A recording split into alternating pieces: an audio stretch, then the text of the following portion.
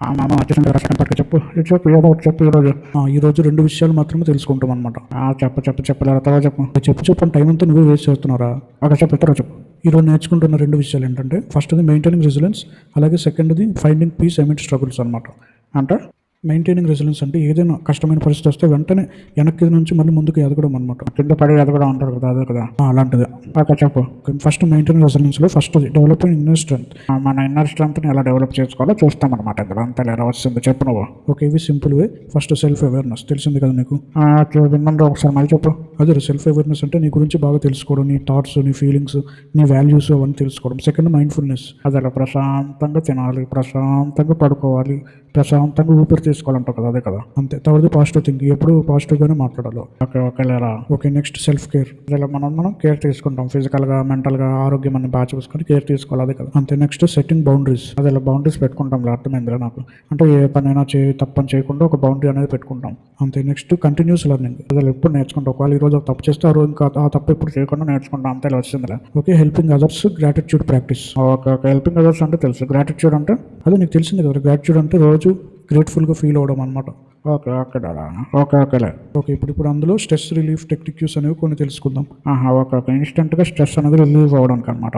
చెప్పరు ఇలాంటివి కావాలి అసలు. అందులో ఫస్ట్ వెంటనే స్ట్రెస్ అనేది మనకి రిలీఫ్ అవ్వాలి అని అంటే ఈ 3 మనం నేర్చుకోవచ్చు అనమాట.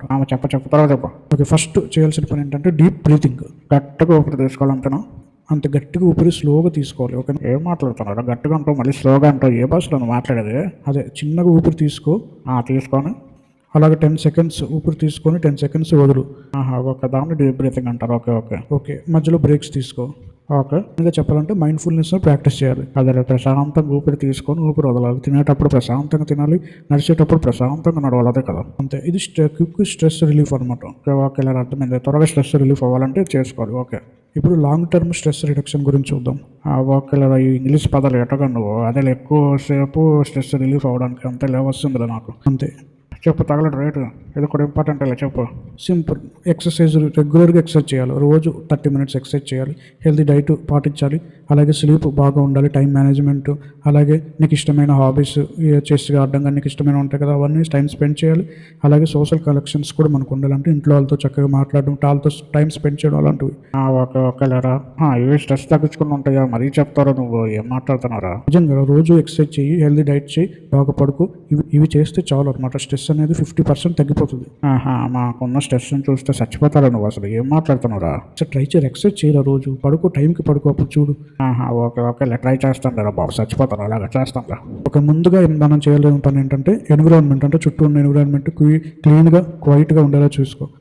ఓకే అంతా బెడ్ సర్దుకోవడం అలాంటివి చక్కగా ఉండాలి. మొత్తం ఇల్లు అంతా చెత్తగా ఉంటే అలాగే ఉంటుంది. క్లీన్గా చూసుకోవాలి. లైటింగ్ కానీ అన్ని క్లీన్గా చూసుకోవాలి. అలాగే పడుకునే ముందు ఎలక్ట్రానిక్ డివైజెస్ వాడకుండా చూసుకో. ఓకేలేరా, ప్రతి ఒక్కరు చెప్తారు లేరా, సరే లేరా చూస్తాను లేరా బాబు. ఇప్పుడు మనం బిల్డింగ్ ఎమోషనల్ రెసిలెన్స్ని ఎలా బిల్డ్ చేయాలో చూద్దాం. వచ్చావు ఇప్పుడు వచ్చావు టాపిక్ చెప్పరా, ఎలా బిల్డ్ చేయాలి? ఎమోషనల్ రెసిలెన్స్ని బిల్డ్ చేయాలంటే ఫస్ట్ నీ ఎమోషన్స్ని అండర్స్టాండ్ చేసుకోవాలి.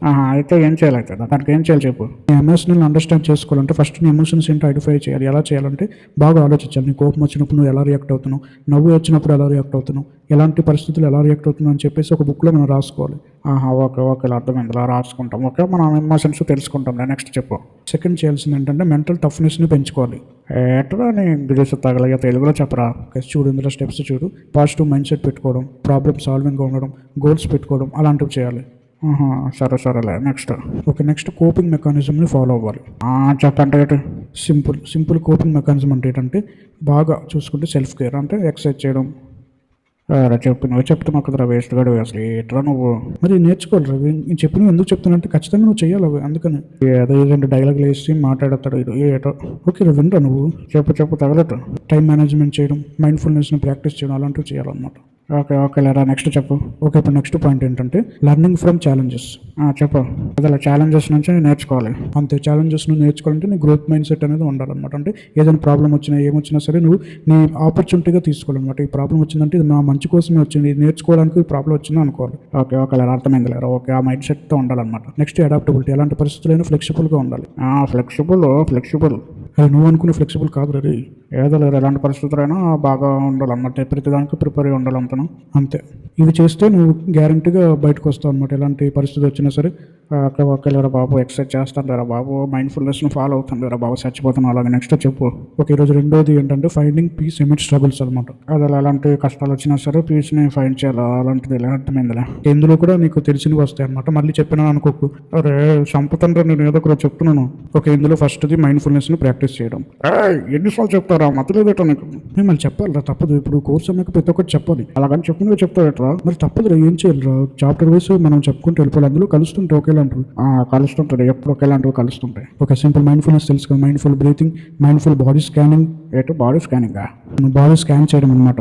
ఏం మాట్లాడుతున్నారా? బాడీ స్కాన్ చేయడం ఏంటి అంటే ఊపిరి పీల్చుకుంటూనే బాడీని స్కాన్ చేస్తూ ఉండడం. ఏదో ట్రై చేస్తుంది. మైండ్ఫుల్ వాకింగ్, మైండ్ఫుల్ ఈటింగ్ అలాంటివి. ఓకే లేరా, నెక్స్ట్ చెప్పరా. ఇంకా మేము మైండ్ఫుల్నెస్ వదిలేసిరా పక్కకి చేస్తాను లేరా. ఒక సెకండ్ ఏంటంటే నీకు తెలిసింది ఇది కూడా, టర్నింగ్ ఛాలెంజెస్ ఇంటూ ఆపర్చునిటీస్. ఇందా చూసాం కదా, దాన్ని ఎలా చేయాలని ఇప్పుడు చూద్దాం. ఓకే కొత్తగా చెప్తున్నారు, చెప్పు. ఒక simple first shifting your perspective. అంటే ఇప్పుడు నీకు ఒక కష్టం వచ్చింది, ఎవరైనా తిట్టారు, ఎవరైనా అరిశారు, అప్పుడు నువ్వు వెంటనే ఏం చేయాలంటే ఏం చేయాలి, ఆ పర్సన్ మనం తిట్టిన వెంటనే నువ్వు బాధపడిపోకూడదు అనమాట. ఏం చేయాలంటే ఇది మన మంచి కోసమే అని అనుకోవాలి. ఒక ఛాలెంజ్లా తీసుకోవాలన్నమాట దాన్ని. తీసుకోవాలా, నాకు తెలియదు మరి. ఒకసారి ట్రై చేయాలి అలాంటి సిచ్యువేషన్ వచ్చినప్పుడు. ఇప్పుడు ఎవరైనా తిట్టారు అనుకో, అలా ట్రై చేయ ఒకసారి. మాటలు ఎలా వస్తారు అలాగా ఒకసారి ఆలోచించారు. ఎవరైనా మనం తిట్టారు అనుకో, ఆ తిట్లే మనల్ని ఒకరోజు పైకి నిల్చోబడతాయి. అంతేలే కరెక్ట్. అలాగే మనం ఊహించుకోవాలి, మనమే ఆపర్చునిటీలా తీసుకోవాలి. తిట్టే వాళ్ళు తిట్టారని మనం బాధపడితే మనమే కదా నష్టపోయేది. దాన్ని ఒక ఆపర్చునిటీ తీసుకొని మనం ముందుకు వెళ్ళాలి. ఓకే లేదా, నువ్వు బాగానే చెప్తారా నీతులు. ఓకే, ఫస్ట్ ఏంటంటే ఎవరైనా మనల్ని ఏమైనా అన్నారనుకో, నువ్వు ఫస్ట్ బాధపడకుండా సొల్యూషన్ గురించి ఆలోచించు. దాన్ని ఒక ఛాలెంజ్లో తీసుకుని సొల్యూషన్ గురించి ఆలోచించు. Okay next taking action. Okay, action తీసుకోవాలి అంటే ఓకే. తర్వాత సిచ్యువేషన్ని కంట్రోల్ చేయడం ట్రై చేయి, సపోర్ట్ తీసుకో, ఫెయిల్యూర్స్ నుంచి నేర్చుకోవాలి. నేను తప్పు చేస్తే దాని నుంచి నేర్చుకో, ఆ తప్పు ఇంకోసారి చేయకుండా. ఓకే లేరు, అర్థమైంది లేరు, ఆపేరా పాపు. ఓకే, ఇప్పుడు లాస్ట్ది ఒకటి చెప్పుకొని వెళ్ళిపోదాం. అరే ఎంత అయిందిరా వీడియో, కనీసం కనికరం లేదు కదరా నీకు, వేస్ట్ గడివి చెప్పిందే చెప్తున్నారు ఇందాక నుంచి ఇట్లా నువ్వు. ఓకే, లాస్ట్దిరా సింపుల్ది చేసుకుని వెళ్ళిపోదాం అంతే. చెప్పు, తగలెడతారు, స్పీడ్ చెప్పు. Okay, last seeking support and guidance రాదే వేస్ట్ గడు, గైడెన్స్ అదేరా గైడెన్స్. ఏంటంటే సపోర్ట్ అనేది మనకు చాలా ఇంపార్టెంట్ అనమాట. ఎందుకంటే సపోర్ట్ తీసుకోవాలి, మనం గ్యారంటీకి సపోర్ట్ తీసుకోకపోయినా పర్లేదు, ఇంపాసిబుల్ అని చెప్పిన కానీ సపోర్ట్ తీసుకుంటే మంచిది అనమాట. అంటే ఎవడన్నా నన్ను తిట్టినప్పుడు ఒకటి సపోర్ట్ తీసుకోవాలన్నమాట, ఇలాగ షేర్ చేసుకోవడం. ఇప్పుడు నీకు షేర్ చేసుకున్నావు కాబట్టి నువ్వు నా కోర్సు నేర్పిస్తున్నావు, అర్థమైందిలే నాకు సపోర్ట్ అంటే అర్థమైంది. అలాగే సపోర్ట్ తీసుకోవాలి, తప్పదు. సపోర్ట్ తీసుకుంటే మనకి బెనిఫిట్స్ అనేవి ఉంటాయి. నీకు నువ్వు నేర్చుకోవచ్చు కరెక్ట్, నీకు నువ్వు పైకి రావచ్చు కరెక్ట్, కానీ సపోర్ట్ తీసుకుంటే ఇంకా త్వరగా నువ్వు స్ట్రాంగ్గా నిలబడగలవు అనమాట. ఓకేలేరా బాబు, సరేలేరా బాబు. సపోర్ట్ తీసుకునేటప్పుడు వాళ్ళతో ఎలా మాట్లాడాలంటే, నా లాంటి ఫ్రెండ్తో ఎలా మాట్లాడాలి, మీ ఫ్యామిలీ మెంబర్తో కానీ ఎలా మాట్లాడాలి అనేది చూద్దాం. తర్వాత చెప్పరా పాప, సాలరా బాబు, వీడియో చెప్తారుగా. First be clear and honest అనమాట. హానెస్ట్గా చెప్పు, నీలో ఉన్నదంతా యాక్టివ్ లిజన్, వాళ్ళు చెప్పే జాగ్రత్త విను. అలాగే బౌండరీస్, గ్రాటిట్యూడ్ని ఫాలో అవ్వు. ఎందుకు వచ్చారో మధ్యలో. ఓకే లేదా, ట్రై చేస్తాను కదా బాబు. ఇంకో వీడియో చచ్చిపోతాను. ఇంతసేపు ల్యాక్ చేసావు, చాలా లేట్ అనుకో. ఓకే, అంతే వీడియోకి. గైస్ అసైన్మెంట్ని ఓపెన్ చేసి డిస్క్రిప్షన్లో అసైన్మెంట్ ఉంది. డిస్క్రిప్షన్లో చదవడం కూడా రాదురా అనుకో. గైస్ డిస్క్రిప్షన్లో అసైన్మెంట్ ఉంది, దాన్ని ఓపెన్ చేస్తే మీకు కనిపిస్తుంది. మీ ఎక్స్పీరియన్స్ని కింద ఉన్న కామెంట్లో తెలియజేయండి. Thank you for watching, thank you. అలాగే సబ్స్క్రైబ్ చేసుకోండి ఛానల్ని. Thank you. పెద్ద వీడియోలు చేసేవాళ్ళు నువ్వు సబ్స్క్రైబ్ చేసుకోవడానికి.